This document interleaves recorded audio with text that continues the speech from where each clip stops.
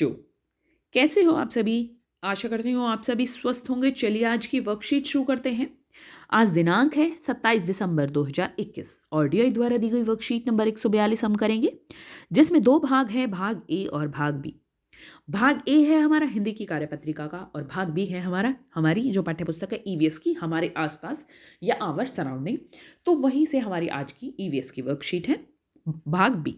तो इसी वीडियो में आपको दोनों भाग कराए जाएंगे, बने रहिए वीडियो के अंत तक। पहले हम करते हैं भाग ए जो हिंदी की कार्यपत्रिका है और कक्षा 4 के लिए। यहाँ साथ में आप अपना सेक्शन लिखिए, ए बी या सी, जो भी आपका सेक्शन है। आज हम वाक्यांश के लिए एक शब्द पढ़ेंगे। यहाँ पर आपको अपना नाम और यहाँ पर अपने शिक्षक या शिक्षिका का नाम लिखना है। नमस्ते प्यारे बच्चों, आशा करते हैं कि आप सभी स्वस्थ और खुश होंगे। आइए बच्चों, इन वाक्यों को पढ़ते हैं और कुछ नया सीखते हैं। मेघा विद्यालय में बच्चों को पढ़ाती है। मेघा अध्यापिका है। इन दोनों वाक्यों में एक ही बात कही गई है, परंतु दूसरे वाक्य में बच्चों को पढ़ाती है के स्थान पर अध्यापिका शब्द का प्रयोग किया गया है। इससे यह वाक्य सरल व छोटा हो गया। अब देखिए, मेघा विद्यालय में बच्चों को पढ़ाती है। बच्चों को पढ़ाती है की जगह पर लिख दिया है मेघा अध्यापिका है। विद्यालय में बच्चों को पढ़ाती है की जगह पर क्या लिख दिया? अध्यापिका है, क्योंकि जो अध्यापिका होगी वो स्कूल में पढ़ाएगी, विद्यालय में पढ़ाएगी। तो यहाँ पर देखिए मेघा अध्यापिका है, ये वाक्य सरल और छोटा हो गया है। कभी कभी किसी बात को कहने के लिए बहुत सारे शब्द न कहकर एक ही शब्द का प्रयोग किया जाता है, उसे वाक्यांश के लिए एक शब्द कहते हैं। जैसे जो कपड़े सिलता है दर्जी, जो डरता नहीं है निडर। तो ये हमारे क्या है? ये वाक्यांश के लिए एक शब्द है, ताकि जैसे बहुत सारे शब्दों के लिए हम एक ही शब्द का प्रयोग करते हैं। भाग एक, नीचे दिए गए चित्रों को पहचान कर उनके शब्दों के लिए एक शब्द लिखिए। डाक बांटने वाला, डाक बांटने वाला देखिए क्या है? ये है डाकिया, डाकिया। गीत गाने वाली, गायिका, गायिका। अब यहां पर अगर गीत गाने वाला होता और यहां लड़का होता तो हम लिखते गायक, लेकिन यहां पर गीत गाने वाली है तो हमने यहां पर लिखा है गायिका। पौधे लगाने वाला, माली, माली लगाता है पौधे तो माली। भाग दो, पढ़िए समझिए और उपयुक्त संकेत शब्द चुनकर खाली स्थान में लिखिए। क्या है देखिए, मोहन और सोहन दो दोस्त थे। मोहन लोगों का इलाज करता था और सोहन विज्ञान का विशेषज्ञ था। उन दोनों के अंदर बहुत साहस था तथा उन दोनों पर ही विश्वास किया जा सकता था। वे दोनों ही ईश्वर में विश्वास रखते थे। अब यहाँ पर जो ये हमारे गहरे रंग के काले रंग के शब्द हैं, लोगों का इलाज करता था, विज्ञान का विशेषज्ञ, अंदर बहुत साहस, विश्वास किया, ईश्वर में विश्वास किया, यहाँ पर हमें यही वाक्य दिए गए हैं और यहाँ हमें कुछ शब्द दिए हैं, तो हमें उपयुक्त शब्द चुनना है इन अनेक शब्दों के लिए, यानी जो हमें यहाँ पर वाक्यांश दिए हैं इनके लिए। जैसे जो लोगों का इलाज करता है, तो लोगों का इलाज कौन करता है? चिकित्सक। जिस पर विश्वास किया जा सके, विश्वसनीय। जिसमें साहस हो, साहसी। जो विज्ञान का विशेषज्ञ हो, वैज्ञानिक। ईश्वर में विश्वास रखने वाला, आस्तिक। तो यहां पर हमने इनके क्या किया? वाक्यांश के लिए एक शब्द चुन दिया कि कौन सा है। आगे देखते हैं, आओ बातचीत करें। प्यारे बच्चों, साथ दिए गए चित्र को ध्यान से देखिए। आपको क्या लगता है चित्र में दिख रहे बच्चे क्या बातें कर रहे होंगे? अनुमान लगाकर उनके संवाद या बातचीत को ऊंची आवाज में बोलिए और अपनी कॉपी में लिखिए। तो यहां पर हमें क्या लग रहा है? जैसे ये माता जी हैं और ये इनके दो बच्चे हैं। हम मान लेते हैं नाम रवि और राधा, आप कोई और नाम भी मान सकते हैं। जैसे यहां पर ये एक कुत्ता है और ये बहुत भूखा है, तो राधा कहती है अपनी माँ से कि माँ, क्यों ना हम इस कुत्ते को दूध पिला दें। रवि कहता है हाँ हाँ राधा, चलो पिलाते हैं। माँ कहती है हाँ, यहाँ पर एक ये बड़ा बर्तन है, इसमें थोड़ा सा दूध डाल दो कुत्ते के लिए।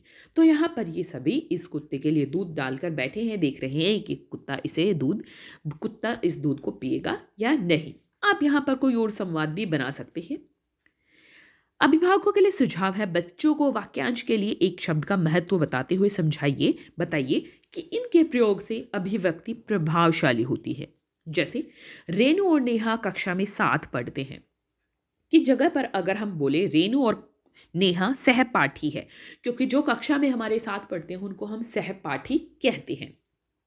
तो बच्चों, आपको कार्यपत्रिका मजेदार लगी ना? अब बताइए आज आपने क्या नया सीखा? आज का कोविड का मैसेज है, हमें अपने हाथों को साबुन और पानी से नियमित रूप से धोना चाहिए, तभी हम कोविड से सुरक्षित रह सकते हैं। हिंदी की वर्कशीट यहीं पर खत्म होती है। अब देखते हैं ईवीएस की वर्कशीट। यह है हमारी ईवीएस की वर्कशीट 142 बी, क्लास 5 के लिए। तो यह है क्लास 4 के लिए रिकैपिचुलेशन वर्कशीट आज की हमारी आई है। यहाँ आपको अपना नेम और यहाँ अपनी टीचर का नेम फिल करना है। नमस्ते प्यारे बच्चों, हम आशा करते हैं कि आप सभी स्वस्थ और सुरक्षित होंगे। प्यारे बच्चों, हमने पाठ अब्दुल इन द गार्डन में अब तक जाना कि पौधों के लिए जड़ें कितने उपयोगी होती हैं। हमने जड़ों के महत्व, जड़ों के प्रकार, कुछ सब्जियों और पेड़ों के बारे में भी जाना। आज हम इस कार्यपत्रिका में उन सभी विषयों की पुनरावृत्ति करेंगे। पहला प्रश्न, नीचे दिए गए वाक्यों में सही के लिए सत्य और गलत के लिए असत्य लिखिए। जड़ें जमीन से पानी सोखकर उसे पौधों के अन्य भागों तक पहुंचाती है, बिल्कुल सत्य है। जड़ें सिर्फ एक आकार में पाई जाती है, असत्य है। जड़ें एक प्रकार में, एक ही आकार में नहीं पाई जाती हैं। कुछ पौधों की जड़ें खाने योग्य होती है, सत्य। जैसे गाजर, मूली, ये जड़ें ही हैं हमारी और ये खाने की ही काम आती है। सभी जड़ें भूरे रंग की होती हैं, तो सभी जड़ें भूरे रंग की नहीं होती है, असत्य। जड़ें 4 प्रकार की होती है, असत्य, क्योंकि जड़ें हमारी 2 प्रकार की होती हैं, मूसला जड़ और रेशेदार जड़। मूसला जड़ें पत्तियों द्वारा तैयार किए गए खाने को जमा करती है। तो मूसला जड़ क्या करती है? पानी जमा करती है। और क्या करती है ये? अपनी जड़ों में पानी जमा करती है और फिर जो जड़ होती है वो खाने योग्य बन जाती है। तो पत्तियों द्वारा तैयार किए गए खाने को जमा नहीं करती। प्रश्न 2, नीचे कुछ विकल्प प्रश्न विकल्प के साथ दिए गए हैं। सही विकल्प को चुनकर उत्तर को अपनी कॉपी में लिखिए। किस पेड़ की जड़ें रस्सी की तरह ऊपर से नीचे लटकती हैं? तो इस तरह से पेड़ आपने देखा होगा और यहाँ पर इस तरह से लटकी होती हैं इसकी जड़ें। तो ये होता है हमारा बरगद का पेड़, पीपल या नीम का नहीं। ये भी इसकी जड़ें होती है बरगद की। इनमें से किस पेड़ के तने में पानी जमा होता है? तो पेड़ के तने में किसमें पानी जमा होता है? रेगिस्तानी ओक, आम या अशोक? तो रेगिस्तानी ओक के तने में क्या होता है? पानी जमा होता है। रेगिस्तानी ओक वृक्ष इनमें से किस देश में पाया जाता है? ऑस्ट्रेलिया, भारत या चीन? तो ऑस्ट्रेलिया में रेगिस्तानी ओक वृक्ष पाया जाता है। प्याज के पौधे की जड़ें किस प्रकार की होती हैं? मूसला जड़, रेशेदार जड़ या इनमें से कोई नहीं? तो प्याज की जड़ें हमारी होती है मूसला जड़, क्योंकि मूसला जड़ जो है वो खाने के काम आती है। रेशेदार जड़ या इनमें से कोई हमारा ऑप्शन नहीं है। तो हमारा ऑप्शन है मूसला जड़। आगे है मूसला जड़ों यानी टैप रूट्स की किन्हीं 2 पौधों के नाम लिखो, यानी जो जड़ें हम खाते हैं। तो कौन सी जड़ें खाते हैं हम? यहां पर गाजर, मूली, चुकंदर, आलू, शकरकंदी। तो आप ये लिख सकते हैं क्योंकि ये जमीन के नीचे ही लगती हैं। तो जो भी हमारी फल या सब्जियां हमारी जमीन के नीचे लगती हैं वो सभी मूसला जड़ें होती है, टैप रूट्स होती है, वो सभी खाते हैं हम। तो आप यहाँ पर लिख सकते हैं। आगे है रेशेदार जड़ें यानी फिब्रिस रूट्स। किन्हीं 2 पौधों के नाम लिखो। तो आप क्या लिख सकते हैं? जिनकी जड़ें खाने के काम नहीं आती। जैसे आप लिख सकते हैं गेहूं, चावल और मक्का, घास। इस तरह से ये जड़ें काम नहीं आती खाने में, ये हमारी रेशेदार जड़ें होती हैं।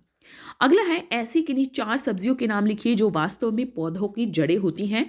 नीचे दिए गए बॉक्स में उनके चित्र भी बनाइए। तो हमें 4 सब्जियों के नाम लिखने हैं जिनकी जो वास्तव में पौधों की जड़ें होती हैं। तो कौन कौन सी होती हैं हमारी? गाजर। आप चित्र भी बनाइए। तो हम बना लेते हैं गाजर, मूली। तो गाजर और मूली लगभग एक जैसे हैं, तो हम इस तरह से ही बना लेते हैं, ठीक है। और हम यहाँ पर क्या बनाते हैं? आलू। और यहाँ पर हम शकरकंदी बना लेते हैं, ठीक है। तो हम लिख लेते हैं साथ में गाजर, मूली। यहाँ पर सफ़ेद रंग की है लेकिन मैं सफ़ेद रंग की बनाती तो आपको दिखती नहीं। मूली, आलू और प्याज भी बना सकते हैं आप, शकरकंद, ठीक है। चलिए अब आगे देखते हैं। अभिभावकों के लिए सुझाव है, बच्चों के साथ विभिन्न प्रकार के पौधों के बारे में चर्चा कीजिए। आज का कोविड का मैसेज है, जब भी हम घर से बाहर जाएं हमें सोशल डिस्टेंस मेंटेन रखना चाहिए, तभी हम कोरोना को हरा सकते हैं। तो आज की हमारी ये वर्कशीट यहीं पर खत्म होती है। अगर आपको वीडियो पसंद आई है तो लाइक कीजिए, अपने फ्रेंड्स के साथ शेयर कीजिए और चैनल को सब्सक्राइब करके बेल बटन दबा लीजिए ताकि आगे आने वाली वीडियोस आपकी मिस ना हो। और अगर इसमें से आप मुझे बताइए यहाँ पर कि आपने कौन-कौन सी वास्तव में ये ऐसे पौधे देखे हैं जिनकी जड़ें नीचे होती हैं और हम उन पौधों को खाते हैं। कोई भी सब्ज़ी आपने देखी हो तो मुझे कमेंट सेक्शन में बताइए। चलिए फिर मिलते हैं एक नई वर्कशीट के साथ, तब तक के लिए अपना ध्यान रखना। धन्यवाद।